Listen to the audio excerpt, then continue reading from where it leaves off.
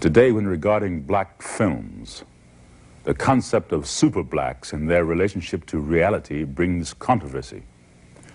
Some critics say that the Shafts and the Slaughters are unreal super blacks, and that Priest, the Harlem dope pusher in Superfly, is a negative image for black youngsters.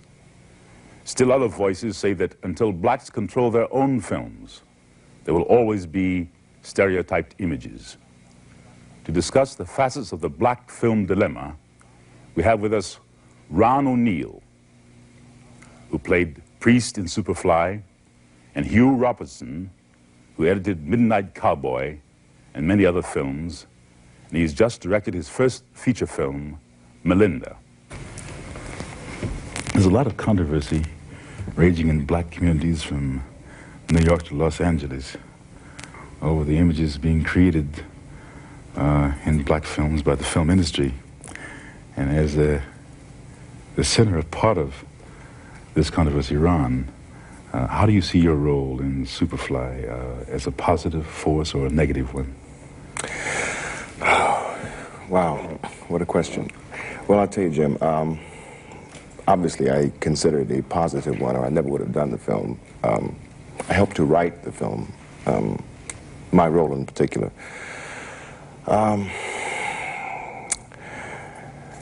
You see, when we begin to discuss the criticism of black films, you have this duality involved, this two-level thing. You see, you have the man in the street, his actual condition, and the way he actually lives, the way we actually live in America, and then you have all the things that people keep going around saying, you see. And when we made Superfly, we made it about the way things actually are. And we hoped it would be judged and criticized on that basis. But from my observation, you know, Superfly has been largely criticized from some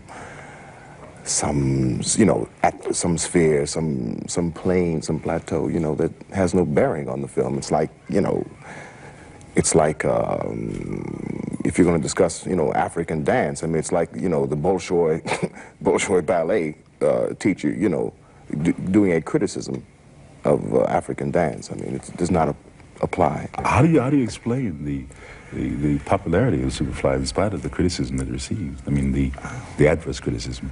Well, it goes back to that duality again. You see, you have the masses of people, black and white, you know, and Superfly is played to an awful lot of white people, by the way. It's the only way you can do $19–20 million. And we've been in Boston 17 weeks, and we ran out of black people in 3 weeks in Boston, you know. It's the duality between what the man in the street really wants to see and what people keep saying the man in the street wants to see. Now, that's another discussion, possibly, you know, that we can get into.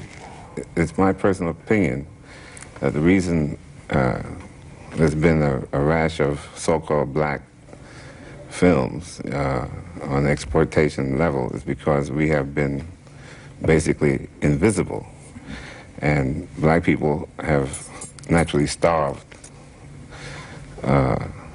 in terms of seeing their own image in, you know, other than a stereotype role on the screen. So the motion picture industry, which is a business, will continue to make these films until the mass of black people stop going to see them. You know, it's all works from the box office, as far as I'm concerned. And I think that's where all the black organizations who've been against this one-dimensional type of filmmaking should direct their attack to, you know, that the people stop going to see films that they feel is either derogatory or negative or whatever.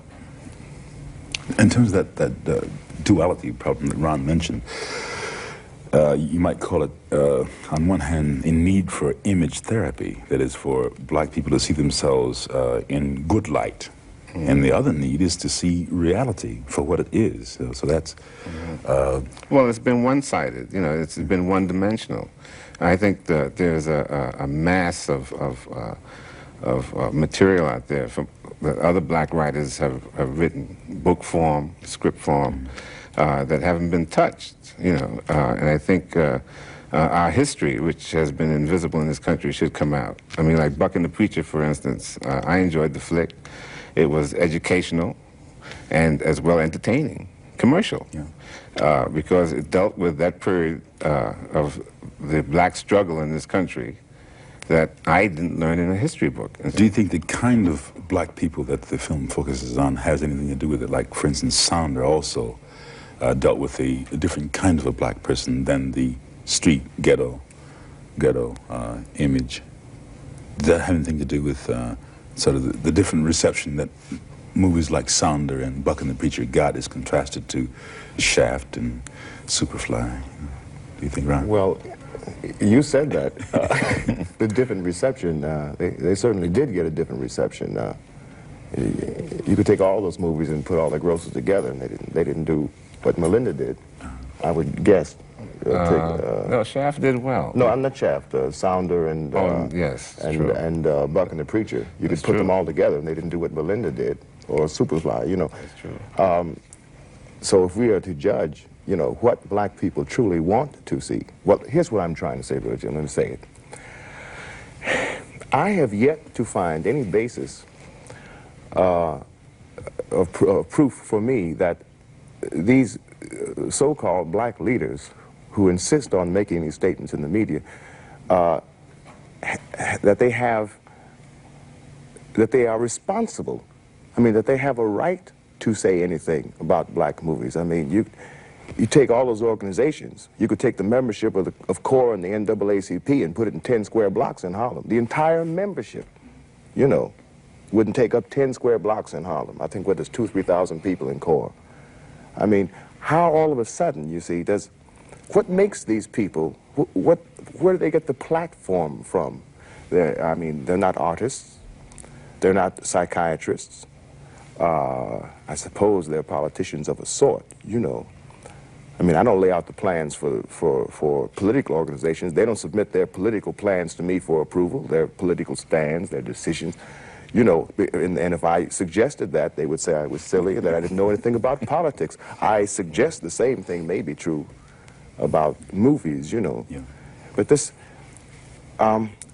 sort of what seems to me to be a 5-year-old mentality at work here that takes all black films, you see, which is a mistake in the first place, and tries to lump them all together. I mean, Superfly has as much to do with Melinda as a film as Melinda and Buck and the Preacher have to do with each other. They're very different films with different approaches and different intents, you know.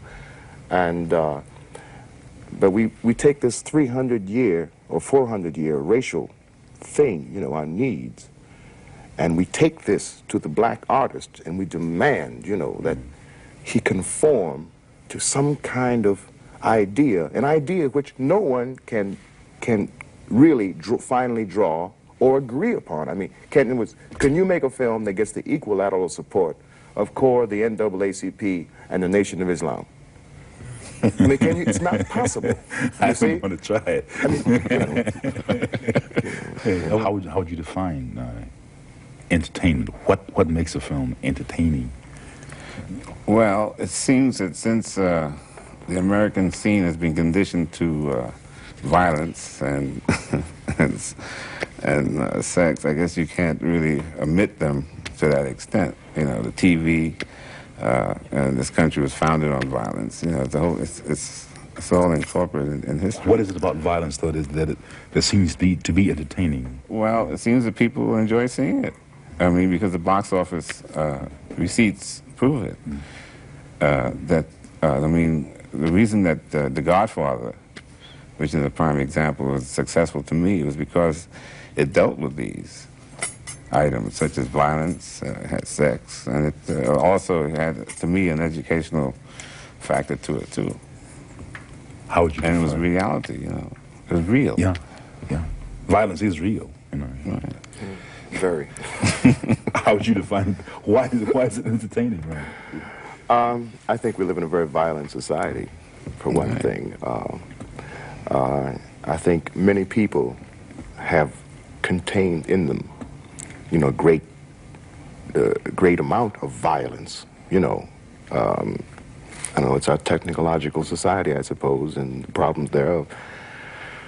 But, yeah, I think you can make a film that has all the good things of violence without necessarily the physicality of violence. Violence is more a thought than a deed, I think. It's more an idea, a conflict, you know. And indeed, some of the worst forms of violence are mental violence, it's intention, you know. And really, I think good drama ascends to that level, you know, in the final analysis. Well, Shakespeare, of course, is the best example of that. Right. Where you rarely have scenes of bloodshed, but there's always the contemplation and the threat of it is always there. Yeah. Right. So would you say then that that violence itself is not what's entertaining, but the problem of violence, which every person has to deal with? It's as old as the human race. People have always loved that. It's nothing new. Well, perhaps then we can look forward to the day when the black American film will move from what is called exploitation to some, I won't say higher form of art, I'd say clearer form of art, perhaps. More mature. And a clearer form of entertainment. Yeah, at least three-dimensional, you know, instead of just one dimension. Okay.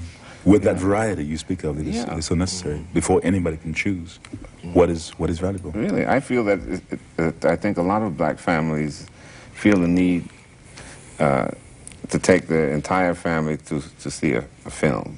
Yeah. And it shouldn't be restricted, you know, for whatever reason. And I think there is that kind of material out there in abundance for that to happen. Yes. Where a whole family can see a movie and enjoy it and relate to it. You know, without it being X-rated. About as tough a subject as possible if it's treated properly, with clarity, with dignity. Exactly. Okay. We could always do separate tables and call it separate checks, as told from the waiter's point of view. You know? Hey, I want to thank you guys for coming on. Really. Okay. Thank you.